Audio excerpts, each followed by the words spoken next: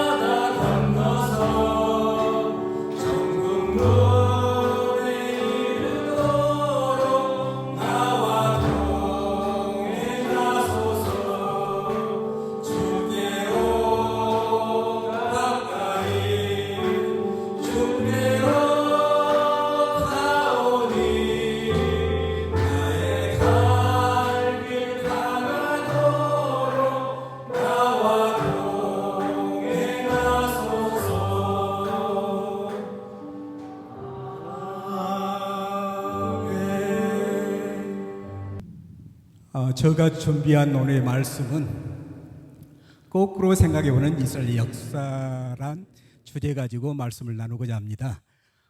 이 주제를 선택한 이유는 우리가 성경에서 이사야서와 예레미야서를 쭉 공부를 했기 때문에 그 당시에 이사야하고 예레미야가 그 무지한 이스라엘 백성들을 향해서 그렇게 언약의 말씀을 계속적으로 던졌지만은 이 타락한 백성들이 말씀을 받아들이지 않고 있었기에 어떤 연유에서 이렇게 받아들이지 않는가 한번 그 되짚어보면서 앞으로 되짚어보면서 나름대로 정리하고 묵상을 한번 해봤습니다. 여러분들 보기에 그 왼쪽의 그림이 바로 사진이 이사야인데, 이사야 하게 되면 저는 개인적으로 41장 10절 말씀을 가장 좋아합니다. 이 말씀 가지고 내가 34년 근무하면서도 직업생활하면서도 새로운 프로젝트를 맡을 때, 새로운 반을 맡을 때도 항상 이 말씀 가지고 묵상하며 견뎌왔던 것 같습니다. 그래서 깨알 같은 자랑을 한다면 이 말씀으로 계속 묵상을 하고 했기 때문에 무난하게 34년 동안 근무를 했었고, 개인적으로도 본다면 교육감상 표창도 4번 정도 받았었고 대통령 표창도 받고 했습니다. 그리고 반성적이라든지 감옥 성적도 항상 그냥 강주 시내에서 우수했기 때문에 크게 무난하게 그냥 보내왔다고 보면 되겠습니다. 그 다음에 그 왼쪽의 사진은 예레미야인데, 예레미야 말씀 중에서는 30편경 3절 말씀을 가장 좋아하거든요. 오늘 목사님 설교에서도 33절 3절 말씀하시던데, 은밀한 비밀 하게 되면 다니엘을 통해 가지고 70년 만에 이스라엘이 회복된다는 것, 메시아가 출현한다는 것, 이것뿐만 아니라 나에게 과연 응답해 줄 것이 무엇인가 지금도 계속적으로 부르짖고 찾고 있습니다. 그래서 이사야는 41장 10절 말씀, 예레미야는 30편 3절 말씀을 가장 좋아하는 구절이기 때문에 이렇게 한번 정리를 해봤습니다.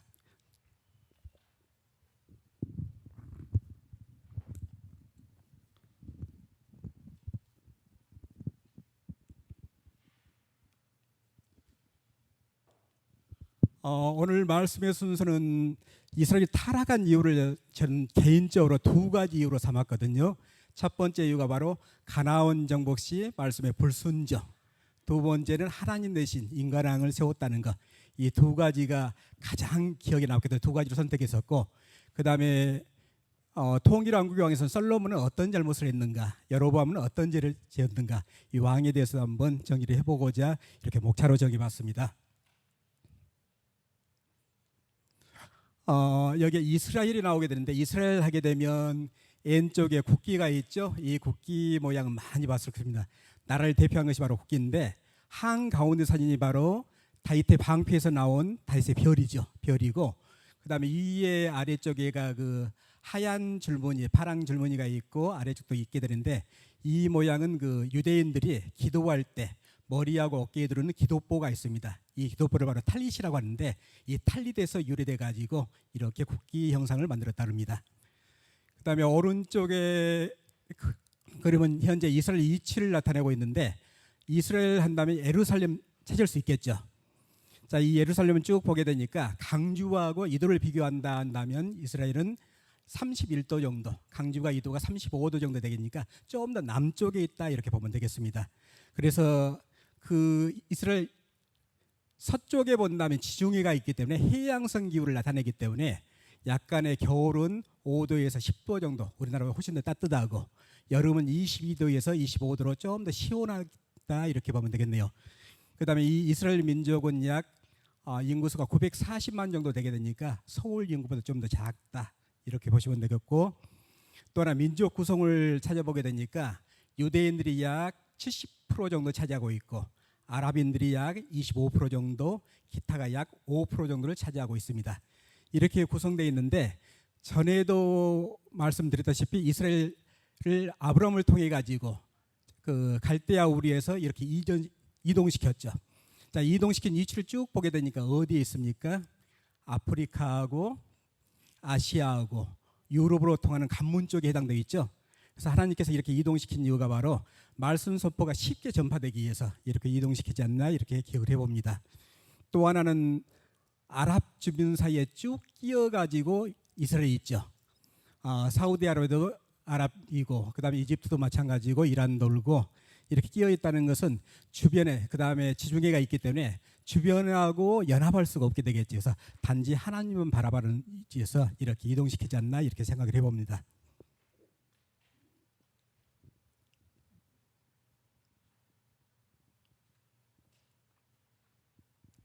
상당히 배가 고프네요. 자, 그러면 이스라엘 땅은 전에는 뭐라고 불렀느냐 하면 이 이스라엘 지역을 바로 가나안 땅이라고 성경에서 얘기하고 있습니다. 우리가 창세기 15장 7절 말씀과 15장 18절 말씀에 본다면 약속의 가나안 땅을 바로 약속의 땅이라고 얘기하죠. 그래서 이 가나안 땅은 성경에서는 가나안 땅, 현재는 그래서 이 가나안 땅은 이스라엘 민족이 정착하기 이전의 땅이다 이렇게 보면 되겠습니다. 그래서 민수기 43장 2절에 본다면 뭐라고 얘기하냐면 아래쪽에는 애굽이 있고, 그 다음에 동쪽으로는 사해바다가 있고, 그 다음에 서쪽으로는 지중해가 있고, 북쪽으로는 레바논이 있는 땅이다. 그래서 그 사이의 땅을 바로 우리가 가나안 땅 이렇게 부르고 있습니다. 그래서 가나안 땅이라는 것은 현재 이스라엘 땅을 얘기하고 있다. 그래서 이스라엘 땅에 정착하기 이전의 땅을 바로 가나안 땅이란다 이렇게 보시면 되겠습니다. 왼쪽 사진에 본다면 그 동그라미 쳐진 부분이 있죠. 잘 보입니까? 자, 그게 바로 느보산인데, 느보산 한다면 기억하는 인물이 있죠. 누굽니까? 모세죠. 이 모세가 운명을 달렸던 산이 바로 이 느보산이 되겠습니다. 이 모세는 1세대였기 때문에 광야에서 가나안 땅으로 들어가지 못했죠. 그래서 이 가나안 땅이라는 것은 보게 되니까 위에 갈릴리 바다에 있고, 그다음 쭉 내린 가면 요단강이 되겠습니다. 요단강을 통해 가지고 사해로 이렇게 물이 흘러가고 있습니다. 그래서 모세는 가나안 땅을 진입 못하고 느보산에서 운명을 달리했습니다.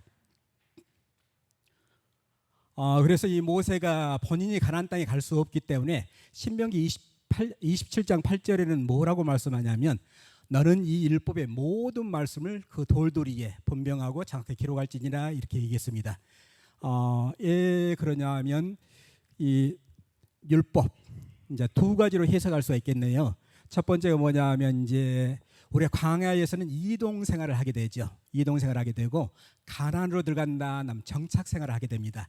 정착을 하게 되면 아무래도 그 지역의 문화에 영향을 받을 수밖에 없게 되겠지. 그래서 하나님 백성들은 구별된 백성이기 때문에 지켜내기 위해서는 반드시 문화에 이제 영향을 받지 않으려면 율법이 필요하게 되겠죠. 그래서 이 모세가 가나안에 진입하게 되면 동그란 천이라고 에발산이 나오거든요. 에발산 위에다가 돌 비석을 세운 다음에 거기에 율법을 기록하고 지킬 것을 당부를 해주고 있습니다.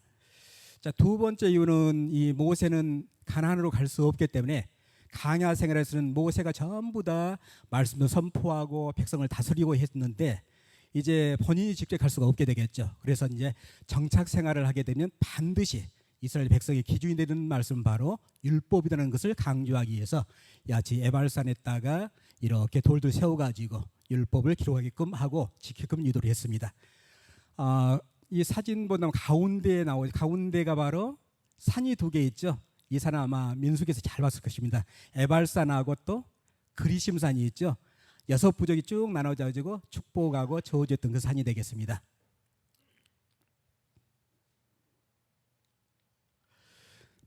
자, 그러면 이제 과연 가나안에 정착해 가지고 이스라엘 민족들은 잘 하나님 말씀을 잘 지켰는가 본다면 타락한 이유로 나는 두 가지 이유로 찾았거든요. 첫 번째 이유가 바로 하나님 말씀에 불순종했다는 말씀에서 찾았는데 분명히 에발산 위에다가 세워놓으면서 지키라고 얘기했었죠. 근데 바로 들어가자마자 지키지를 못했습니다. 신명기 7장 1절에서 5절 말씀 다 같이 합독하겠습니다.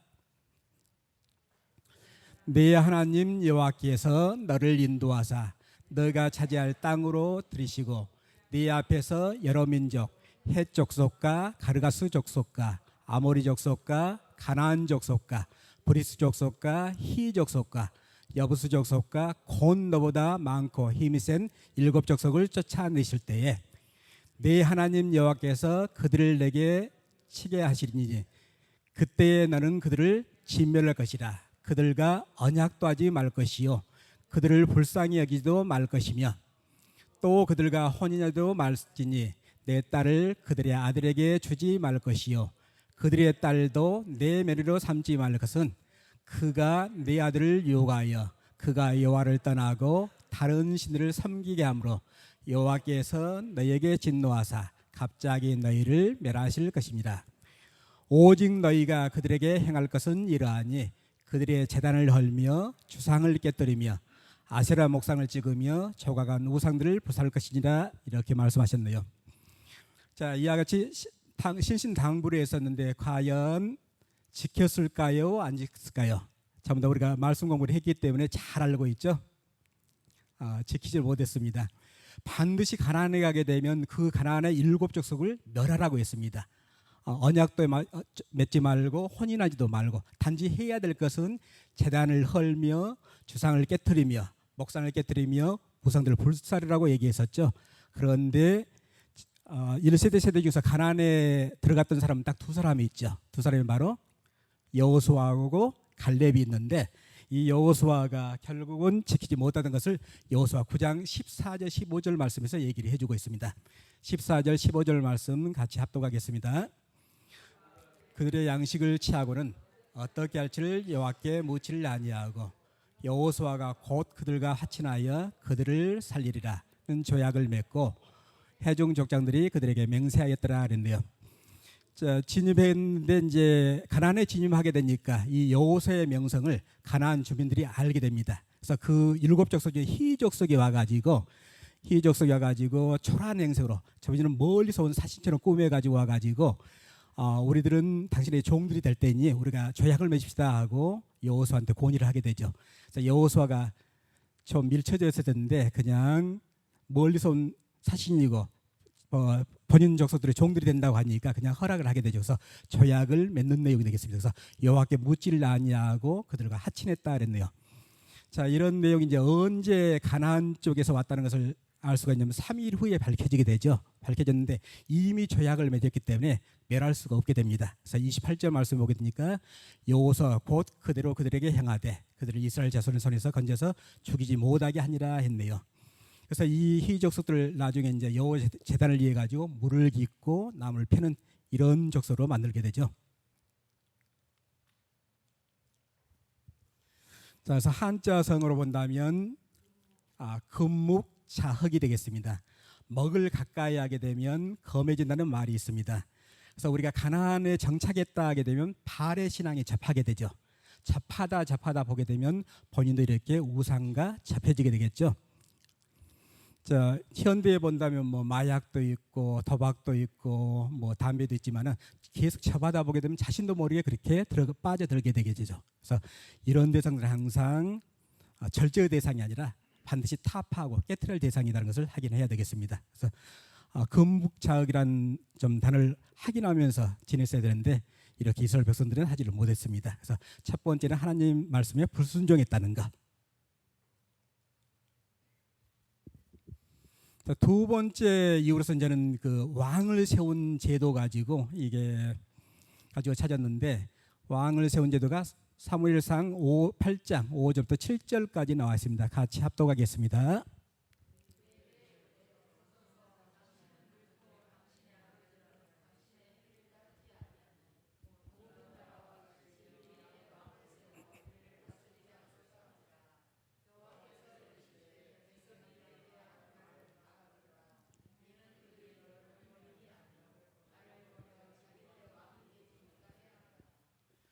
우리가 그 마지막 사사한다면 사무엘을 연상하죠. 근데 실제로 마지막 사사가 바로 당신은 늦고 사무엘은 늦고 당신의 아들들, 첫째 아들이 바로 요엘이 나오고 둘째 아들이 바로 야냐가 나오게 되는데 이분들이 사사를 하면서 보통 사사들이 백성들을 위해서 좋은 판결을 내려줘야 되는데 뇌물을 받고 구운 판결을 내리게 됩니다.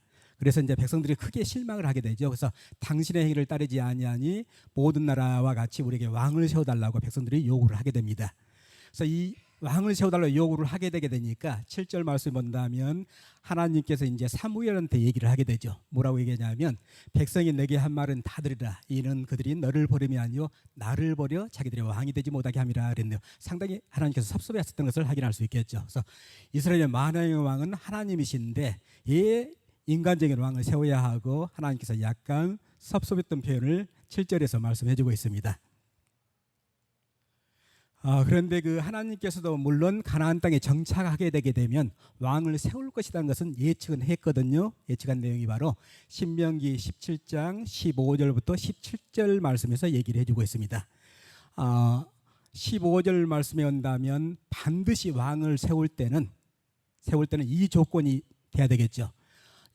여호와께서 택하신 자 중에서 택해야 되고 그 다음에는 타국이는 안 되고 이스라엘 민족 중에서 여호와께서 택하신 사람을 왕으로 세워라 이렇게 15절 말씀에 얘기하고 있습니다. 자, 16절 말씀에서 왕을 세운다 한다면 왕은 병마를 많이 두겠습니까? 적게 두겠습니까? 많이 두지 말았죠. 자, 많이 두게 되게 되면 이제 병마라는 것은 이제 군사를 얘기하게 되죠. 그래서 본인이 이렇게 군사력이 커진다 하게 되면 아무래도 이제 부국이 되게 되니까 교만에 빠지게 되죠. 그래서 방장에서 병마를 많이 두지 말고 또 병마를 많이 얻으려고 어디로 가지 말으라 했습니까? 애굽 쪽에 가지 말으라겠죠. 애굽 쪽에 가지 말으라고 얘기하고 있습니다. 그다음에 17절 말씀을 본다면 아내를 많이 두지 말고 또 은금을 많이 쌓지 말라 그랬죠. 아내를 많이 두지 말라는 것은 여인들을 많이 얻음을 취함으로 인해 가지고 이방신들이 들어오게 되죠. 이것을 염려한 것이고 은금을 많이 쌓지 말라는 것은 그러니까 자신의 부부보다는 백성을 더 사랑하는 의미에서 이렇게 왕의 조건에서 이런 네 가지 조건을 얘기하게 됩니다. 자, 근데 우리가 열왕기 상하를 전부 다 배웠기 때문에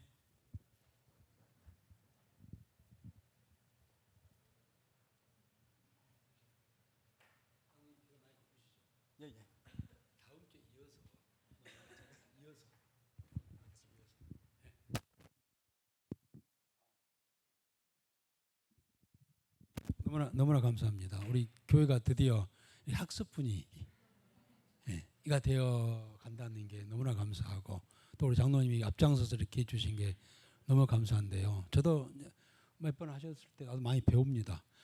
누가 배워야 해요. 무슨 미인 되지 말고? 에?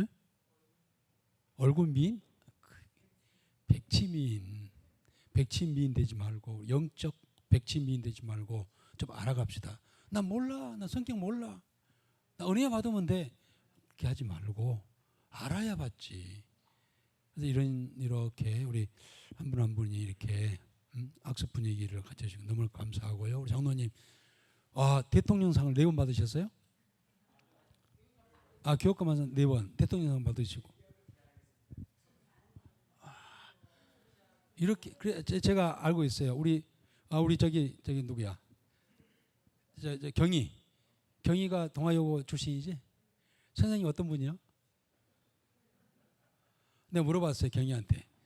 저기 항상호 선생님 어떤 분이냐니까 학교 인기 최고래요. 그래? 그럼 뭐로 인기가 그렇게 많다냐? 뭐 성품이 좋으셔서 얼굴 잘생겨서? 아니 그게 아니고요. 잘 가르친대. 경희가 이야기했지? 잘 가르친대요. 그래서 동아여고에서 최고 인기가 많은 선생님이었대요. 이렇게 하시니까 쏙쏙 들어오잖아요 우리에게. 나도 좀 이렇게 해야 돼. 나도 좀 배워야 될 것 같아요. 고맙습니다. 하여튼 중간에 이렇게 중단시켜 죄송한데요. 다 배고파하니까 이어서 다음 주에 이어서 이렇게 하도록 그렇게 하겠습니다. 그리고 한 가지 더. 오늘 그 70일에 도표에 나왔었죠. 이걸 제목을 안 써놔서 그러는데요. 어떤 다니엘의 70일에 제목 쓰시고 밑에다가 다니엘서 9장 25절, 26절, 27절 써서 좀 이렇게 유심히 보세요. 이게 뭐 좀 너무 간단하게 나오긴 했어요. 그러나 일단 이렇게라도 우리가 이해하면 좋겠다 싶어서 프린트했으니까요. 한 장씩 가져서 성경책에 집어넣고 이렇게 늘 보시면 좋겠습니다. 자, 식사하도록 그렇게 하겠고요. 우리 가정의 건강을 회복시켜 주신 하나님께 감사드립니다. 가정의 새로운 출발에도 하나님께서 함께해 주세요. 조구영, 박예리, 조우리 가정에서 드렸습니다. 자, 우리 잠깐 기도하겠습니다. 우리 하나님, 오늘 오전 예배도 우리가 70일을 통하여서 영의 눈을 뜨게 하시고 또 우리 황장로님을 통하여서 또 이렇게 하나하나 주의 말씀을 구체적으로 지식적으로 익히게 하시니 감사를 드립니다. 우리 교회가 그저 최고는 하나님의 은혜이지만은 주의 말씀 속에서 말씀을 알고 좀 더 하나님의 말씀에 더 신사적인 그러한 성도들이 다 되어서 우리의 신앙이 바로 세워져 가게 하시고 그리고 교회가 바로 세워져 가게 하시고 말씀으로 하나님을 기쁘게 드리는 빌립보 교회 같은 교회가 되게 하여 주옵소서. 이제 이후에 식사를 함께 할 텐데 이를 위해 수고한 우리 많은 수고 밥상의 탁자위에까지 올르기까지 수고한 모든 손길들 기억하시고 복되게 하여 주시고 먹는 저희들 늘 감사하면서 먹는 대로 건강 얻어서 남은 생에 주를 위해 나아가는 저희들 되게 하여 주옵소서. 또 힘을 들여 우리 조영 형제의 가정에 늘 함께 해주시고 병마 틈타지 아니하도록 지켜주시고 차단하여 주옵소서. 예수님의 이름으로 감사하며 기도드리옵나이다. 아멘.